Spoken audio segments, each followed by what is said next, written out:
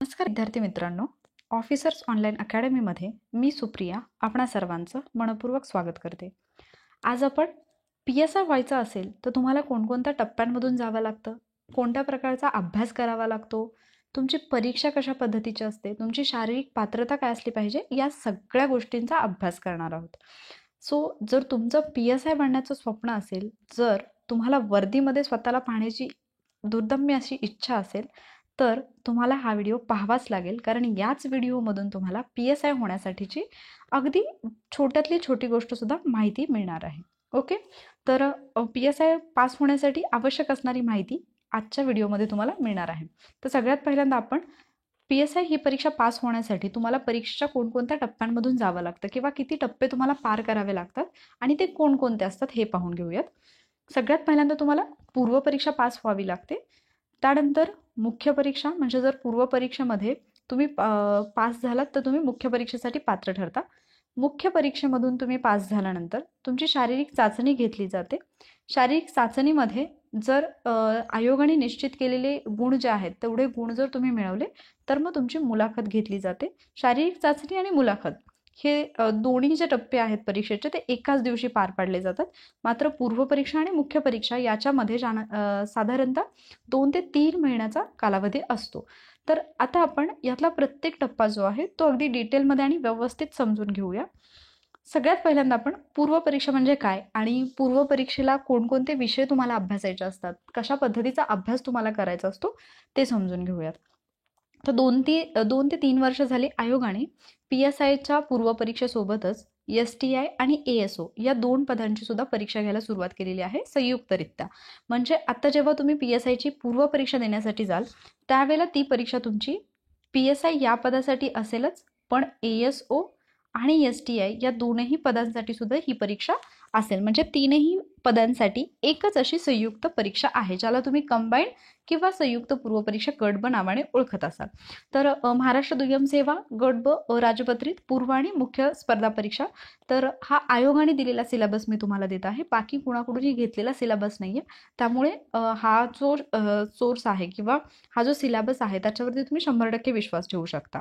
मग आता याच्यामध्ये आपल्याला सांगितले की परीक्षेचे टप्पे किती आहेत, तर 2 टप्पे आहेत. एक आहे पूर्वपरीक्षा आणि दुसरी आहे मुख्य परीक्षा.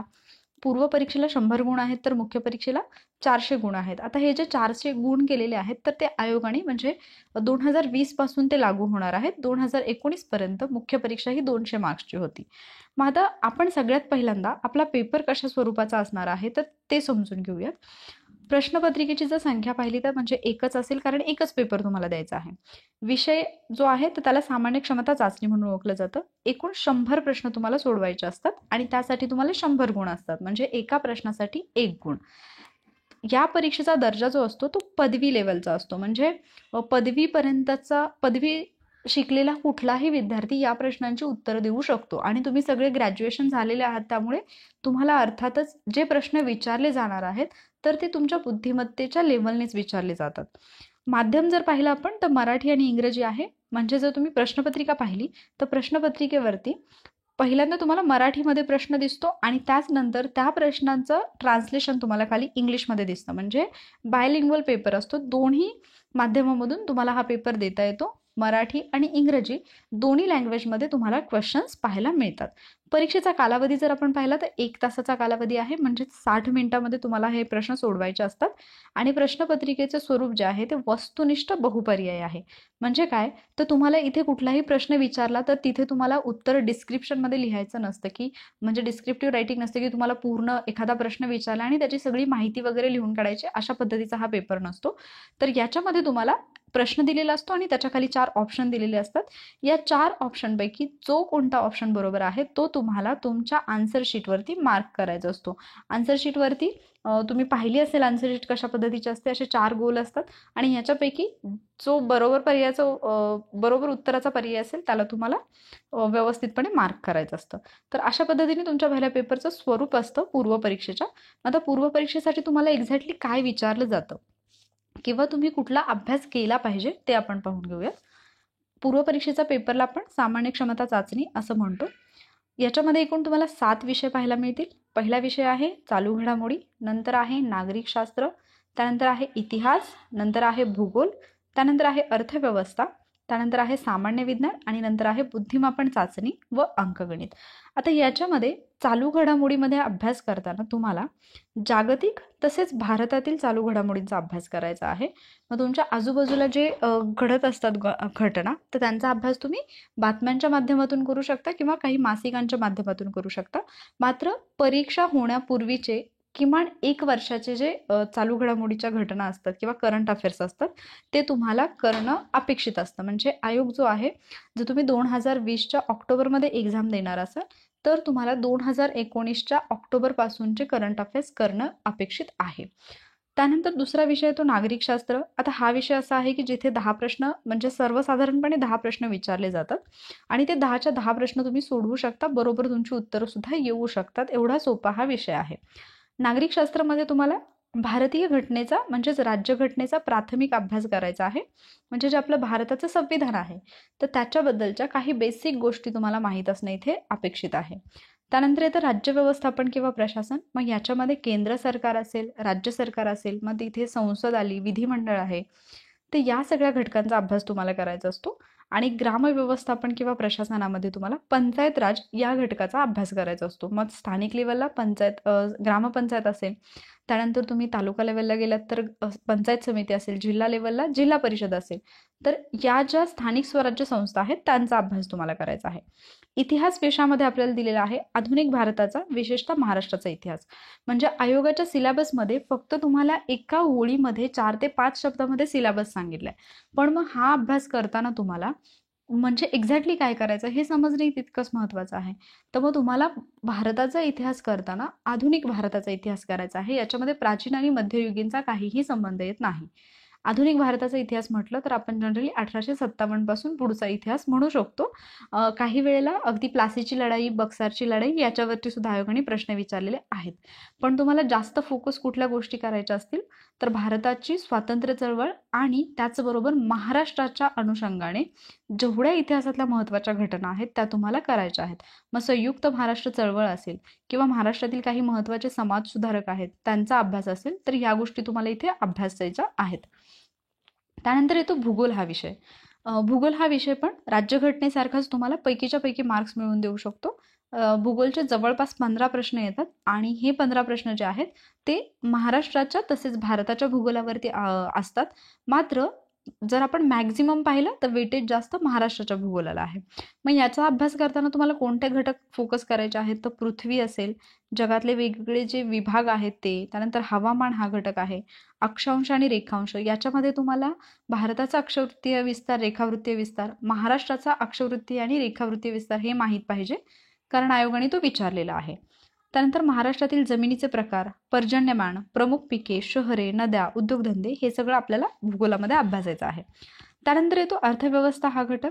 तर भारतीय अर्थव्यवस्थेचा अभ्यास तुम्हाला करताना राष्ट्रीय उत्पन्न, शेती, उद्योग, परकीय व्यापार, बँकिंग, लोकसंख्या, दारिद्र्य आणि बेरोजगारी. आता दारिद्र्य आणि बेरोजगारी हा तर खूप महत्त्वाचा घटक आहे, याच्यावरती प्रश्न येतात. त्याचबरोबर मुद्रा आणि राजकोषीय नीती म्हणजे गव्हर्नमेंटची किंवा सरकारची जी धोरणं असतात तर त्यांच्यावरती प्रश्न येतो. आणि शासकीय अर्थव्यवस्था या पॉईंटमध्ये आपल्याला काय विचारलं जातं तर अर्थसंकल्प, म्हणजे ज्याला आपण बजेट असं म्हणतो, जे की केंद्राचं आणि राज्याचं प्रत्येक वर्षी तुम्ही पाहत असाल तर त्याच्यावरती प्रश्न येतो. त्याचबरोबर लेखा आणि लेखापरीक्षण हे घटक तुम्हाला विचारले जातात. सामान्य विज्ञानाचा जर आपण विचार केला तर आपण सामान्य विज्ञानाच्या वेगवेगळ्या शाखा म्हणू शकतो ज्याच्यावरती तुम्हाला प्रश्न येतात. त्याच्यामध्ये भौतिकशास्त्र म्हणजे फिजिक्स असेल, रसायनशास्त्र म्हणजे केमिस्ट्री, प्राणीशास्त्र झूलॉजी, वनस्पतीशास्त्र बॉटनी आणि आरोग्यशास्त्र म्हणजे हायजीन याच्यावरती तुम्हाला प्रश्न विचारले जातात. विज्ञानचे सुद्धा जवळपास 15 प्रश्न येतात. त्यानंतर येतो बुद्धिमापन चाचणी आणि अंकगणित हा घटक. आता ज्यावेळेला अंकगणित आणि बुद्धिमापनचा प्रश्न येतो त्यावेळेला ऑलमोस्ट सगळे विद्यार्थी हेच विचारतात की आम्ही PSI झाल्यानंतर आम्हाला कोणी गणित सोडवायला सांगणार आहे का, मग आम्ही कशासाठी याचा अभ्यास करायचा. तर तुम्ही जर आपल्या प्रश्नपत्रिकेचं स्वरूप पाहिलं तर तुम्हाला एकूण 100 प्रश्न विचारलेले आहेत आणि या 100 प्रश्नांची उत्तरं तुम्हाला फक्त 60 मिनिटांमध्ये द्यायची आहेत. म्हणजे एक प्रश्न सोडवण्यासाठी तुमच्याकडे 1 मिनिटही नाही, तुमच्याकडे 35 ते 36 सेकंद आहेत. एवढ्या कमी वेळेमध्ये तुम्हाला या प्रश्नांची उत्तरं द्यायची आहेत. अशा वेळेला तुम्ही किती लवकर आणि अचूकपणे उत्तर देता किंवा तुमचं विचार करण्याची पद्धती कशी आहे, किती फास्ट विचार करून तुम्ही बरोबर उत्तर देऊ शकता, हे आजमावण्यासाठी आयोगाने गणित आणि बुद्धिमापन हे विषय टाकलेले आहेत. जर गणिताचा विचार केला तर खूप डिफिकल्ट लेवलची गणितं नसतात. साधी बेरीज, वजाबाकी, गुणाकार, भागाकार, दशांश, अपूर्णांक, टक्केवारी हे घटक जरी तुम्हाला येत असतील तरी सुद्धा तुम्ही गणिताचे प्रश्न सोडवू शकता, कारण ते त्याच लेवलचे असतात. आणि बुद्धिमापन चाचणीमध्ये असे प्रश्न जे तुम्हाला थोडा वेळ गोंधळात टाकू शकतात, मात्र जर तुम्ही व्यवस्थित लॉजिक लावलं तर ते तुम्हाला सुटतील, अशा प्रकारचे प्रश्न असतात. अशा पद्धतीने जर आपण पूर्ण प्रश्नांमध्ये किंवा या पहिल्या पेपरमध्ये जर वेटेज पाहिलं इन जनरल, की आता म्हणजे 4 ते 5 वर्षापूर्वीचा जर आयोगाचा विचार केला आपण प्रश्नपत्रिकांचा, तर आयोगाने चालू घडामोडी या घटकावरती 15 प्रश्न विचारलेले आहेत. नागरिक शास्त्रावरती 10 प्रश्न आहेत, इतिहासवरती 15 आहेत, भूगोलवरती 15 आहेत, अर्थव्यवस्थेमध्ये 15, सामान्य विज्ञान 15 आणि बुद्धिमापन चाचणी 15, अशा पद्धतीने 100 प्रश्नांचा आपला पेपर असतो. आता हा झाला पहिला टप्पा. जर आपण मेरिटचा विचार केला तर मुलींचं मेरिट हे मुलांच्या मेरिटपेक्षा खूप कमी लागतं. आणि जर आपण PSIचा विचार केला तर आत्तापर्यंत मागच्या 2-3 वर्षाची जर मी तुम्हाला जस्ट रेंज सांगितली तर मुलींचं आणि तेही कॅटेगरीमध्ये जर असेल तर खूपच कमी लागतं. पण जर मुलींच्या इन जनरल मेरिटचा विचार केला तर 36 ते 38च्या रेंजमध्ये मुलींचं मेरिट आहे. हा नंबर कमी जास्त होऊ शकतो. एक्झॅक्टली एवढंच मेरिट लागतं असं मी अजिबात सांगत नाहीये. मी तुम्हाला हे सांगते की या रेंजमध्ये आत्ता 2-3 वर्षामध्ये मेरिट लागलेला आहे. सो याच्यापेक्षा जास्तही लागू शकतं, कमीही लागू शकतं. आणि मुलांचा जर विचार केला तर 42 ते 46 या रेंजमध्ये मुलांचं मेरिट आहे. सो तुम्हाला PSI होण्यासाठी एवढे मार्क्स मिळवायचे आहेत 100 पैकी, म्हणजे पूर्वपरीक्षा पास होण्यासाठी. जर तुम्ही ह्या मेरिटमध्ये बसलात तर तुम्ही जाता मुख्य परीक्षेसाठी. आता मुख्य परीक्षेचा अभ्यासक्रम किंवा परीक्षेचं स्वरूप काय आहे ते आपण समजून घेऊयात, कारण त्याशिवाय तुम्ही पास होणार नाही. आणि जी मी गोष्ट नेहमी सांगते की आपल्याकडची मुलं म्हणजे गावाकडची मुलं जी सगळ्यात मोठी चूक करतात ती हीच असते की जरी आपली परीक्षा म्हणजे आपण PSI होण्यासाठी कुठल्या गोष्टीचं मेरिट किंवा कुठले मार्क्स तुमचे जास्त काउंट केले जातात तर ते असतात मुख्य परीक्षेचे. पूर्व परीक्षा फक्त तुम्हाला पास व्हायची असते, क्वालिफाईंग नेचरची असते. पण तरी सुद्धा विद्यार्थी काय करतात तर मुख्य परीक्षेच्या अभ्यासाकडे लक्ष देत नाहीत.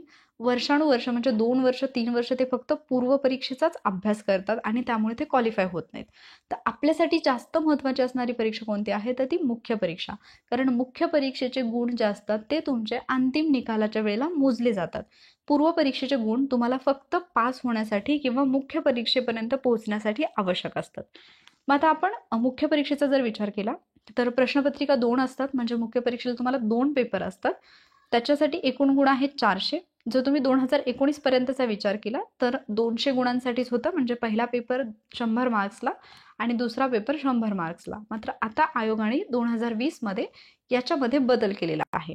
आणि याच्यामध्ये पण जो पहिला पेपर असतो तर तो संयुक्त पेपर असतो, म्हणजे जशी आपण पूर्व परीक्षा संयुक्तपणे दिलेली आहे STI, PSI आणि ASO साठी, त्याच पद्धतीने मुख्य परीक्षेचा पेपर 1 सुद्धा संयुक्त असतो. म्हणजे तो एकच पेपर तुम्हाला STI, PSI आणि ASO या तीनही पदांसाठी तो पेपर तुम्हाला द्यावा लागतो. आणि दुसरा पेपर जो असतो तो मात्र सेपरेट असतो. मग पहिला पेपर जो आहे तर त्याच्यामध्ये मराठी, इंग्रजी आणि सामान्य ज्ञान या घटकावरती प्रश्न विचारले जातात. आणि मुख्य परीक्षेचा म्हणजे अजून तुम्ही फायदा जर पाहिला तर मुख्य परीक्षेमध्ये तुम्हाला कोणत्या विषयाचे किती प्रश्न येतील हे सुद्धा दिलेलं आहे. म्हणजे तिथे तुम्हाला अभ्यासामध्ये जास्त कष्ट घ्यावे लागत नाहीत. जसं तुम्हाला पूर्व परीक्षेला कुठल्या घटकावर किती प्रश्न येतील हे माहीत नसतं, ते तुम्हाला तुमचं ॲनालिसिस करून काढावं लागतं. तसं मुख्य परीक्षेला नाही. मुख्य परीक्षेला आयोगाने स्वतःहून दिलेलं आहे की मराठीचे 50 प्रश्न असतील, इंग्रजीचे 30 प्रश्न असतील आणि सामान्य ज्ञानचे 20 प्रश्न असतील. हा अगदी रिसेंटलीचा सिलेबस 2020 मध्ये आयोगाने अपलोड केलेला सिलेबस मी तुम्हाला दाखवत आहे. जुन्या पेपरमध्ये मराठी आणि इंग्रजी हे 2च पहिल्या पेपरमध्ये विषय असल्यामुळे त्यावेळेचा सिलेबस थोडा किंवा मार्किंग स्कीम थोडी वेगळी होती. जर आपण दर्जा पाहिला तर मराठीचं जे ग्रामर आहे त्याचा दर्जा 12वीचा आहे, म्हणजे तुम्ही 12वी पर्यंत जे ग्रामर शिकला त्याच्यावरती मराठीचे प्रश्न येतात. इंग्रजीचा जर पाहिला तर तो पदवी लेवलचा आहे. आणि माध्यम जर पाहिलं तर मराठी प्रश्नांसाठी मराठी असेल, इंग्रजी प्रश्नांसाठी इंग्रजी असेल आणि सामान्य ज्ञानसाठी मराठी आणि इंग्रजी असं दोन्ही लँग्वेजमध्ये असेल. जर आपण कालावधी पाहिला तर 1 तासाचा कालावधी तुम्हाला इथे पाहायला मिळतो. जर पेपर 2 पाहिला तर सामान्य क्षमता चाचणी आणि पदाच्या कर्तव्यासाठी आवश्यक ज्ञान अशा पद्धतीने आहे. हाही तुमचा 200 मार्क्सचा पेपर आहे, पण प्रश्न मात्र 100च आहेत आणि पदवीचा दर्जा आहे. आणि माध्यम पाहिलं तर मराठी आणि इंग्रजी आणि 1 तासाचा वेळ आहे. आता जर सिलेबस पाहिला तर मराठी ग्रामरमध्ये साधं सरळ आहे, सर्वसामान्य शब्दसंग्रह, वाक्यरचना, व्याकरण, म्हणी आणि वाक्प्रचार, म्हणजे मराठी ग्रामरमध्ये ज्या इन जनरल गोष्टी येतात तर त्या येतात. आणि इंग्रजीमध्ये पण same vocabulary, sentence structure, grammar, idioms असतील, फ्रेजेस असतील, त्यांचे मिनिंग असतील, तर हे तुम्हाला करावं लागतं. आणि जर तुम्ही जुन्या प्रश्नपत्रिका पाहिल्या तर त्याच्यातून तुमचा खूप मोठा सिलेबस हा कव्हर होतो. जर आपण चालू घडामोडींचा विचार केला तर चालू घडामोडी हा घटक तुम्हाला पूर्वला सुद्धा आहे आणि मुख्यला सुद्धा आहे. तर इथे जगातल्या तसंच भारतातल्या चालू घडामोडी करायच्या आहेत. आणि माहिती अधिकार अधिनियम 2005 हा एक महत्त्वाचा अधिनियम आहे. आणि महाराष्ट्र लोकसेवा हक्क अधिनियम 2015 हे 2 कायदे तुम्हाला पहिल्या पेपरसाठी करायचे आहेत. आणि संगणकाचं आणि माहिती तंत्रज्ञान याच्यातलं तुम्हाला सर्वसाधारण ज्ञान असणं इथे अपेक्षित आहे. त्यानंतर जर पेपर 2 पाहिला तर 2 मध्ये आपल्याला पदाच्या कर्तव्यासाठी जे आवश्यक ज्ञान असणं आवश्यक आहे तर त्याच्या घटकाचा समावेश होतो. मग याच्यामध्ये बुद्धिमापन चाचणी येते. परत पूर्वला आणि मुख्यला हा घटक आहे. महाराष्ट्राचा भूगोल जो तुम्हाला प्रीमध्ये विशेष महाराष्ट्राचा करायचा होता तर इथे फक्त महाराष्ट्राचा आहे. त्यानंतर महाराष्ट्राचा इतिहास म्हणजे तुम्ही बुद्धिमापन चाचणी, महाराष्ट्राचा भूगोल, महाराष्ट्राचा इतिहास आणि शेवटी भारतीय राज्यघटना सुद्धा, हे 4 विषय जे आहेत ते तुम्ही पूर्व आणि मुख्य दोन्ही परीक्षेसाठी एकदाच जर केले तर ते तुम्ही जास्त फायद्यामध्ये राहू शकता. महाराष्ट्राच्या इतिहासामध्ये पण इथे तुम्हाला पॉईंट वाईज दिले की तुम्हाला एक्झॅक्टली काय अभ्यासायचं आहे. भूगोलामध्ये पण तुम्हाला दिले की एक्झॅक्टली काय अभ्यासायचं आहे. जर भारतीय राज्यघटनेचा विचार केला तर मी मगाशीच सांगितलं की बेसिक माहिती तरी तुम्हाला असायला पाहिजे. घटना कशी तयार झाली, घटनेच्या प्रस्तावनेमागची भूमिका काय आहे, तत्व काय आहेत, घटनेची वैशिष्ट्ये काय आहेत, केंद्र आणि राज्याच्या संबंधाशी संबंधित कलम कोणते आहेत किंवा त्यांचे संबंध कसे आहेत, अधिकारांची विभागणी कशी केलेली आहे, आणि त्यानंतर मूलभूत कर्तव्य, मूलभूत हक्क आणि मार्गदर्शक तत्व या गोष्टी. त्याचबरोबर युनिफॉर्म सिव्हिल कोड काय आहे, स्वतंत्र न्यायपालिका किंवा न्यायव्यवस्था, मग त्याच्यामध्ये 73वी 74वी घटना दुरुस्ती, तर हे घटक तुम्हाला अभ्यासायचे आहेत. आणि पुढे जर आपण पाहिलं म्हणजे पॉईंट 5 पासून ते 9 पर्यंत तर हे सगळे आपण कायदे असं म्हणू शकतो. मानवी हक्क व जबाबदाऱ्या हा एक वेगळा घटक तुमच्या अभ्यासाला येतो मेन्सला. महाराष्ट्र पोलीस अधिनियम हा पण वेगळा घटक येतो. भारतीय दंड संहिता, फौजदारी प्रक्रिया संहिता आणि भारतीय पुरावा अधिनियम हे सगळे कायदे तुम्हाला करावे लागतात. या कायद्यांना आपण मेजर ऍक्ट म्हणतो, या 4 कायद्यांना. तर बाकी जे मानवी हक्क आणि जबाबदारी याच्या अंतर्गत दिलेले आहेत म्हणजे नागरी हक्क संरक्षण अधिनियम असेल, मानवी हक्क संरक्षण अधिनियम 1993चा आहे, किंवा 2005चा कौटुंबिक हिंसाचारापासून महिलांचे संरक्षण अधिनियम आहे, किंवा हुंडाबळी अधिनियम आहे 1961चा. तर हे जे सगळे आहेत तर त्यांना मायनर ऍक्ट असं म्हटलं जातं, कारण हे छोटे छोटे कायदे आहेत. 30च्या दरम्यान 30-31 कलम जे आहेत ते त्याच्यामध्ये असतात आणि ते तुम्हाला करायचे आहेत. आणि जर आपण मेजर ऍक्टचं पाहिलं तर त्याच्यामध्ये खूप सगळी कलम आहेत आणि ते सुद्धा तुम्हाला करायचे असतात. मुख्य परीक्षेचा जर आपण विचार केला तर जवळपास 60 मार्क म्हणजे 55 ते 60 या रेंजमध्ये तुम्हाला मेन्सला फक्त कायदेच येतात. मग तुम्ही प्रीचा अभ्यास करताना जे पहिले 4 घटक सांगितले ते घटक जर तुम्ही प्रीचा अभ्यास करतानाच परफेक्ट केले तर मेन्सला ज्यावेळेला तुमच्याकडे 3 महिने वेळ असतो तर त्यावेळेला तुम्ही या घटकांची तयारी व्यवस्थितपणे करू शकता. त्यामुळे तुम्ही या पद्धतीने तुमच्या अभ्यासाचं नियोजन करा की पूर्व आणि मुख्य परीक्षा तुम्ही एका वेळच्या अभ्यासामध्ये म्हणजे ऑलमोस्ट तुमचं कव्हर होईल आणि उरलेला वेळ तुम्हाला जो मेन्सच्या अगोदरचा आहे तो व्यवस्थितपणे तुम्हाला कायद्यांसाठी देता येईल. आता जर आपण PSIचं हे पाहिलं की शारीरिक पात्रता पाहिली तर मुलांसाठी जे आहे उंची जी आहे ती 165 सेंटीमीटर असली पाहिजे अणमानी, कमीत कमी. त्याच्यापेक्षा जास्त असली तरी चालू शकते.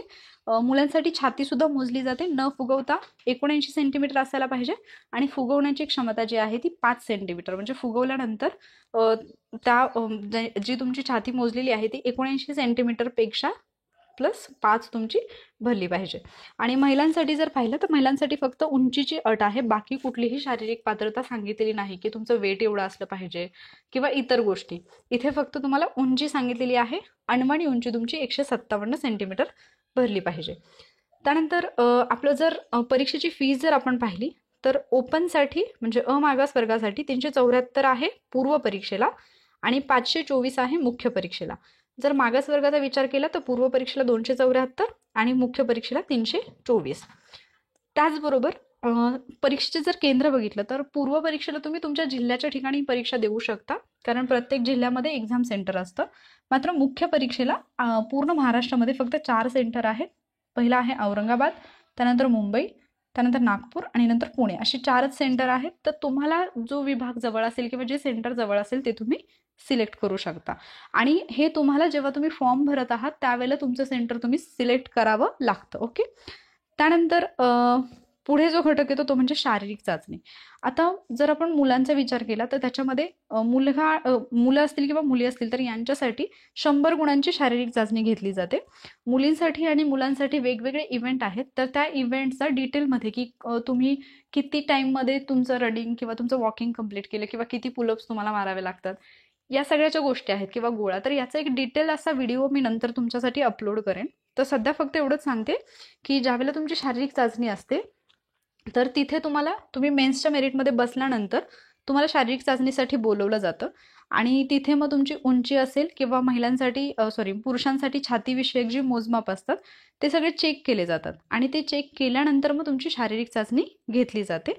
आणि मग शारीरिक चाचणी झाल्यानंतर जर समजा शारीरिक चाचणीमध्ये तुम्हाला 50 मार्क्स मिळाले तर मग तुम्हाला पुढे मुलाखतीसाठी बोलवलं जातं. ओके. आणि ही जी मुलाखत असते ती 40 मार्क्सची असते. मग तुम्ही आत्तापर्यंत जे कायद्यांचा अभ्यास केलेला आहे त्याच्यावरती तुम्हाला प्रश्न येतात किंवा एखादी सिच्युएशन दिली जाते, त्या सिच्युएशनमध्ये तुम्ही काय कराल हे विचारलं जातं. आणि बेसिक तुमची जी काही माहिती असेल, तुमच्या ॲप्लिकेशन फॉर्ममध्ये जी तुम्ही माहिती भरलेली असेल तर त्या माहितीवरती आधारित तुम्हाला प्रश्न विचारले जातात.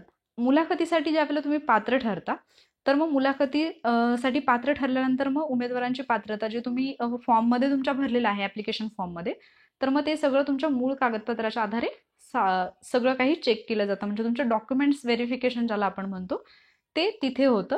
जर समजा तुमच्याकडे डॉक्युमेंट्स नसतील तर तुम्हाला कसल्याही प्रकारची मुदतवाढ दिली जात नाही असं इथे मेन्शन केलेलं आहे. आणि मग अंतिम निकाल जो आहे तो तुमचं मुख्य परीक्षेचे गुण, त्यानंतर शारीरिक चाचणीचे गुण आणि मग तुमच्या मुलाखतीचे गुण, अशा तिन्हीची बेरीज करून तुमचा फायनल रिझल्ट येत असतो. म्हणूनच मी तुम्हाला सांगितलं की पूर्व परीक्षेपेक्षा मुख्य परीक्षा ही जास्त महत्त्वाची आहे. त्याचं कारण काय, तर मुख्य परीक्षेचे गुण तुमच्या फायनल रिझल्टला काउंट केले जातात, पूर्व परीक्षेचे नाही. ओके. सो ही सगळी जी माहिती होती ती आपण पाहिलेली आहे पोलीस उपनिरीक्षक या पदाबद्दल. तर फक्त इथे तुम्हाला मी शारीरिक चाचणीबद्दल डिटेल माहिती दिलेली नाही, ते मी तुम्हाला एका सेपरेट व्हिडिओमध्ये देणार आहे. पण जर तुम्हाला PSI व्हायचं असेल तर ही सगळी माहिती, जर तुम्ही अभ्यासाला सुरुवात केली असेल जस्ट, तर तुम्हाला ही सगळी माहिती असणं अपेक्षित आहे आणि त्यानंतरच तुम्ही या क्षेत्राकडे वळू शकता.